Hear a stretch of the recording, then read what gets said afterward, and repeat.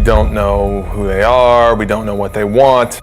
Aliens invading the Earth and the Earth's last stand. What we do know is that they're taking people.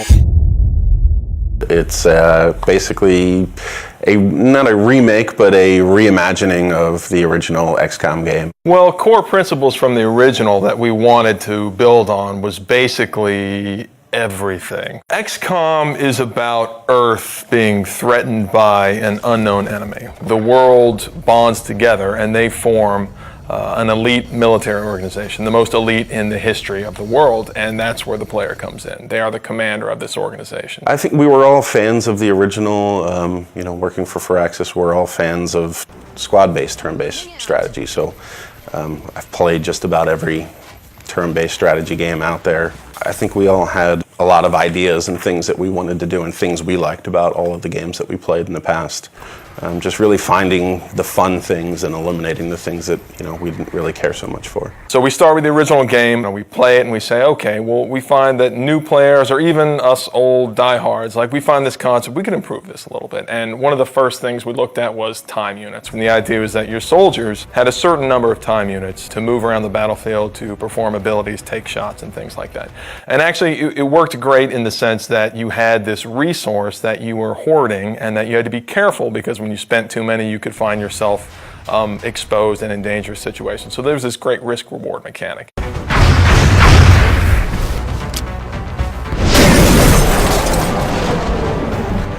We said, okay, how can we simplify that and sort of free up all that headspace that takes up in the player's head? We sort of turned the time units into a simplified version where the player has a number of moves that they can perform per turn, and they can choose to move, they can choose to move and shoot, they can choose to move really far, and then based on different abilities their soldiers have, maybe they can use those abilities to do different things. But it still has that great risk-reward mechanic. Look, I need to run really far this time, but when you do that, you're always taking the cost that you're not going to be able to shoot, and then you're going to find yourself in a difficult tactical position.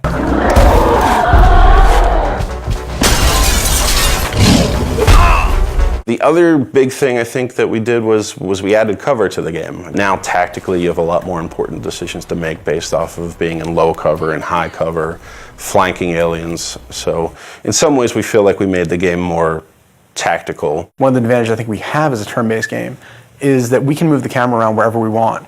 If you're making a game that has real-time response, players get really upset when you take control away from them. Well, we do that every other turn. There's been a very cinematic approach to the game that we're making now that wasn't available then, simply because we can move the camera around and take advantage of the fact that we have a 3D game. We're still leveraging the 3D and the tech that we have available now to make it a much more compelling experience, I think, visually, than they were able to do back then. The GlamCam was our way of kind of making a turn-based strategy game sexy. It was a way for us to take the camera and put it in the environment in a way that kind of got you out of the normal gameplay mode, but let you see things a little clearer and a little more up close and feel like you're a little more part of the action. The idea is that when your soldier goes to take a cool shot, then the camera can drop in, and we've got these great dramatic scenes where your sniper's lining up this super long shot and you'll see it fall right down the barrel.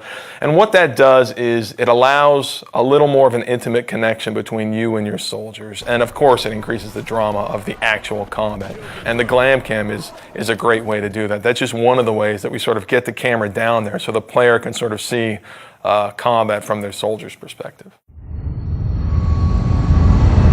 The base was a really unique challenge for us to design. When we started on it, it was flat and more like a level in the game. And we really wanted to have base building, but we ran into some really difficult challenges on it being flat and working more like a level. And at a certain point, a couple of my guys had come in and they said, you know what, we keep talking about this as an ant farm. Why don't we make it like an ant farm? It is very much, the G.I. Joe base that the kid down the street had that you didn't have, that you got to play with every once in a while if you went to his house. So when we made it, that was one of the things I think really stands out. I think it's a really unique feature to the game. It allows us a lot of flexibility for optimization and for the player to be able to build and expand. And it's a really different, I haven't seen represented that way really ever. And on top of that, they're actually expanding the structure, customizing the facilities that they're adding to their base. We want them to be able to see their soldiers interacting and their scientists, and so I think it's this really neat moment where you get into the game and you have this physical structure that you've customized and you've made the decisions about what you want to focus on, and then you can see your soldiers that you've leveled up and you've grown attached to, you can see them interacting, and it's something that I think we're really proud of. We're really excited for people to see.